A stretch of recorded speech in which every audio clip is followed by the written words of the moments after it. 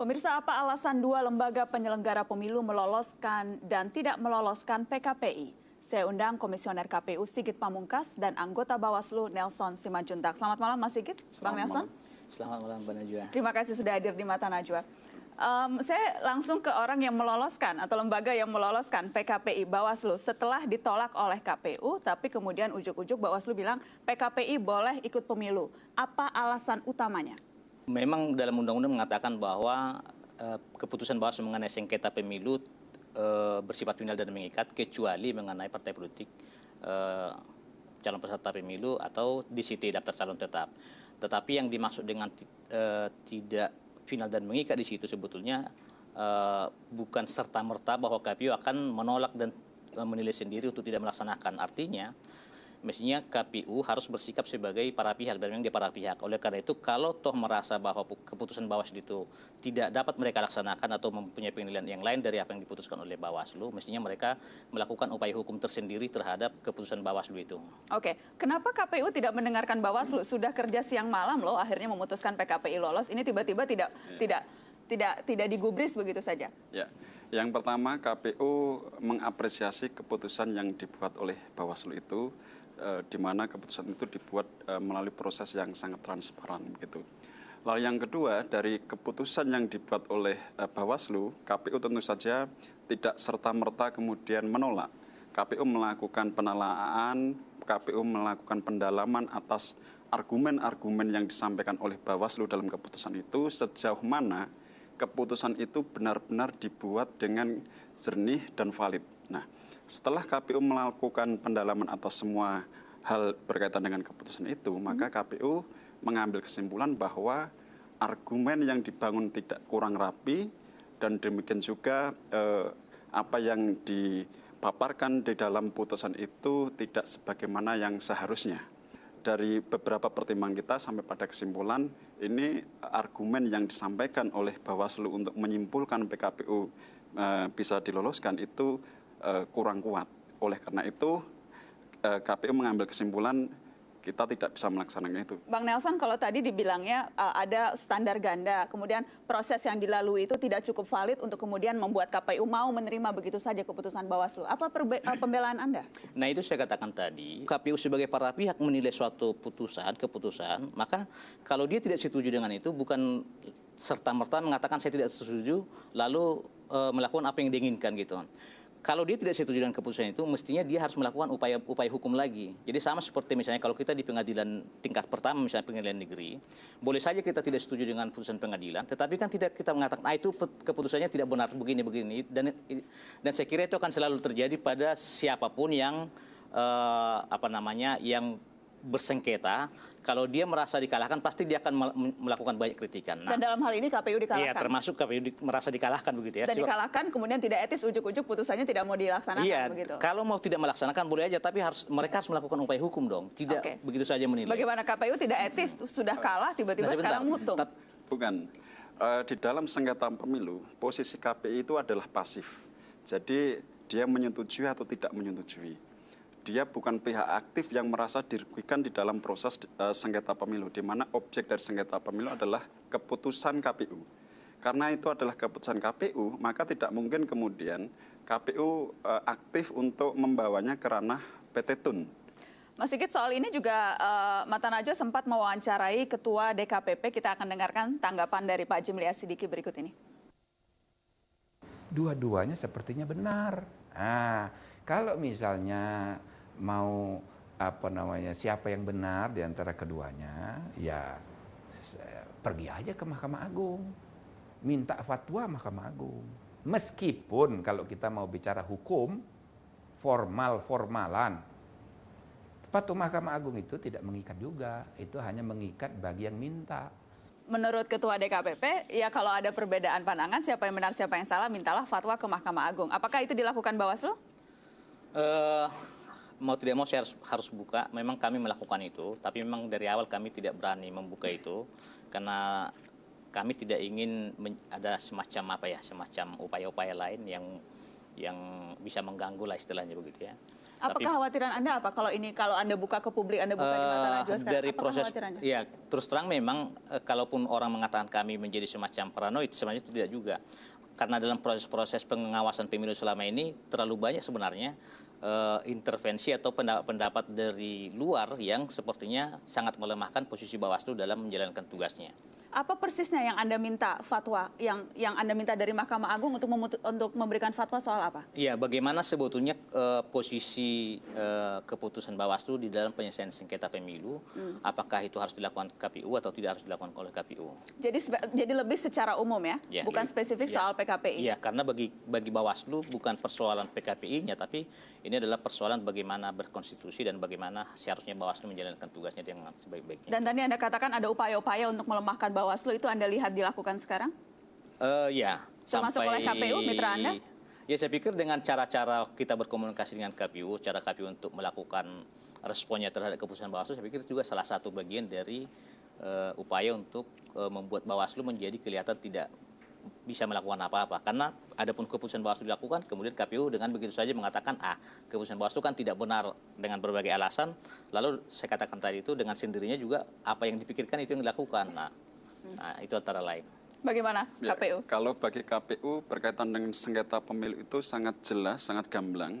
Dan kita melihat Bawaslu ini sangat powerful. Jadi undang-undang memfasilitasi itu. Kalau powerful keputusannya dilaksanakan Ya. dong, ini keputusannya tidak dilaksanakan. Betul, kita sedang tidak menganggap enteng Bawaslu. Ini adalah jalur-jalur yang diberikan oleh undang-undang bahwa kita bisa bersikap seperti ini. Kita KPU bisa bersikap menerima atau menolak apa yang direkomendasikan Bawaslu berkaitan dengan verifikasi partai. Baik, kita harus break, nanti kita akan lanjutkan karena ini sudah masuk ke bagaimana sebetulnya fungsi masing-masing lembaga dan bagaimana kemudian membatasi regulasi. Ada perbedaan penafsiran di sini, nanti kita akan hadirkan pihak-pihak yang juga berkompeten untuk menjawab. Jangan kemana-mana, setelah pariwara, Mata Najwa akan kembali dengan menghadirkan seorang ahli hukum pemilu, Refli Harun, dan Wakil Ketua Komisi 2 DPR, Ganjar Pranowo, sesaat lagi. Untuk membahas lebih jauh tentang seteru KPU dan Bawaslu, selain anggota KPU dan Bawaslu, kami hadirkan ahli hukum pemilu Refli Harun dan Wakil Ketua Komisi 2 DPR RI Ganjar Pranowo. Selamat malam Mas Ganjar, Mas Refli. Malam. Terima kasih sudah bergabung. Saya langsung ke Mas Ganjar nih. Dalam hal Bawaslu versus KPU, posisi Anda yang mana nih Mas Ganjar? Untuk kasus apa ini? Untuk kasus apa dulu? Kalau kita bicara soal PKPI katakanlah, ini kan fokusnya kita berangkat secara umum sesungguhnya, tapi kalau fokus PKPI, apakah Anda setuju KPU tidak harus mendengarkan apa yang direkomendasikan oleh Bawaslu? Dua-duanya sudah benar. Satu sudah melakukan proses itu, mediasi, sudah memutuskan, dan satu bersikap. Maka yang benar adalah ke PT Tun. Jadi sebenarnya tidak ada yang perlu disalahkan dibenarkan, tinggal didorong saja pada institusi yang sudah disiapkan oleh undang-undang itu. Maka tidak perlu dibenturkan antara keputusan dua ini. Menurut saya jalan keluarnya, exit clause-nya ya sudah ke situ, ke PT UN itu. Memang desain dari undang-undang itu dulu dibuat demikian.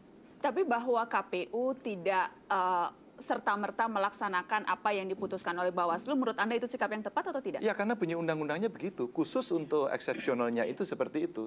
Maka Bawaslu menampung apa yang disampaikan protes ya oleh partai politik sudah ditangani. Handlingnya sudah bagus dan sudah memberikan rekomendasi. Lalu KPU mengambil sikap juga sudah betul. Maka PT Tun kemudian yang diberikan ruang waktu itu oleh pembuat undang-undang pun sudah diimajinasikan bahwa ini akan terjadi posisi seperti itu. Tapi masalahnya sekarang waktu untuk ke PT Tun sudah tidak ada, sudah lewat 3 hari itu. Itulah semua pembaca undang-undang, masyarakat mestinya sudah mengikuti proses ini, Mbak. Kenapa dulu ada limitasi waktu? Kita menghitung agar tahapan yang dibuat oleh para penyelenggara ini tidak terganggu. Maka semua mesti aware pada persoalan itu. Kalaulah kemudian putusan ini nanti selalu di-exercise dan kemudian di tengah-tengah jalan juga diputuskan dengan yang lain ya, yang lain itu entah apapun, maka pada saat itu sebenarnya tahapan memang akan terganggu. Disitulah kemudian limitasi waktu itu dibuat. Maka seluruh yang menjadi stakeholders dari undang-undang ini sudah siap-siap bahwa kami hari ini tidak beres maka dilaksanakan. Kami kemudian ini merasa ada ketidakpasan dengan yang kami mau dilaksanakan. Mbak Nana, saya mau sampaikan saja. Waktu teman-teman melakukan verifikasi dari KPU, ya, dari KPU dulu, kemudian diputuskan, saya protes sama KPU saat itu. Kenapa putusannya saat itu tidak diberikan? Anda tidak lolos secara administratif. Maka sebenarnya dasar tidak lolos administratif ini bisa dijadikan sebagai alasan untuk menggugat ke PT Tun. Tapi karena waktu itu enggak kok, ini pun bisa kok dilakukan gugatan. Nah, partai-partai yang mendapatkan itu tidak aware. Mestinya pada saat dikatakan tidak lolos secara administrasi, mereka sudah melakukan gugatan.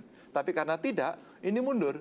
Begitu ada putusan DKPP, verifikasi ulang, ini sudah waktunya tertarik-tarik. Maka pertanyaan Anda menjadi pas. Maka waktu kemudian menjadi expired gitu. Mas Refli, tanggapan Anda?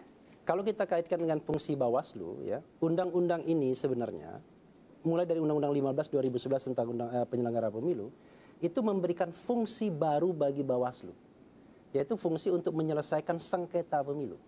Apa itu sengketa pemilu? Gampangnya adalah sengketa antar peserta pemilu, partai A dan partai B, calon A dan calon B, dengan atau antara peserta atau calon peserta dengan penyelenggara pemilu, baik di tingkat pusat maupun di tingkat daerah.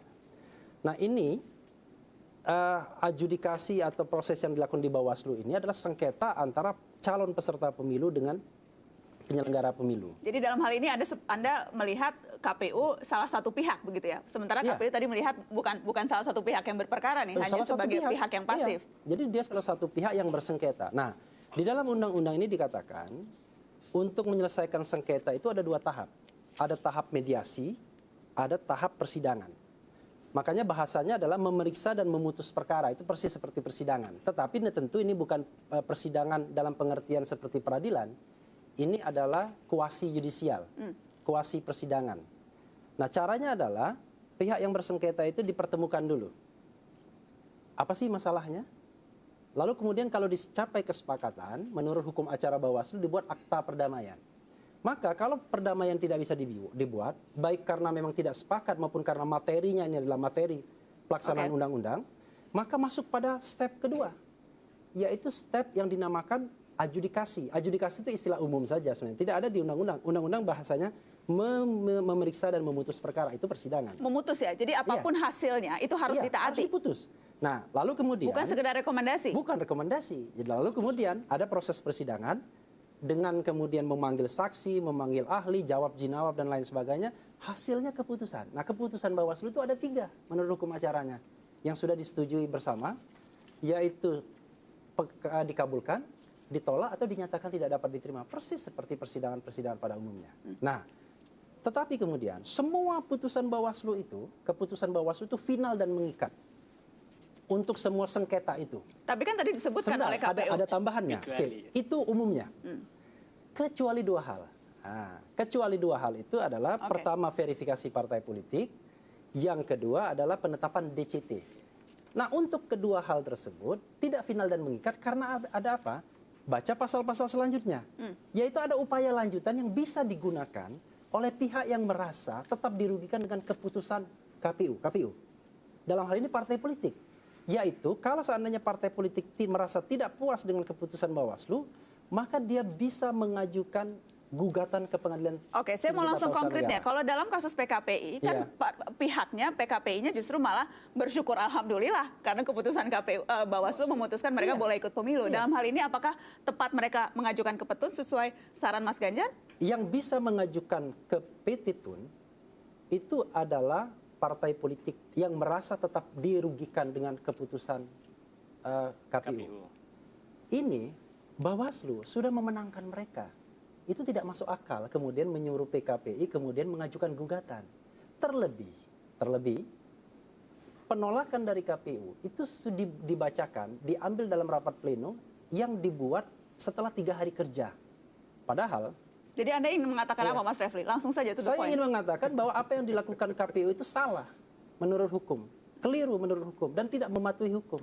Saya marah sebagai orang. Bagaimana Mas Sigit? Sebagai orang hukum saya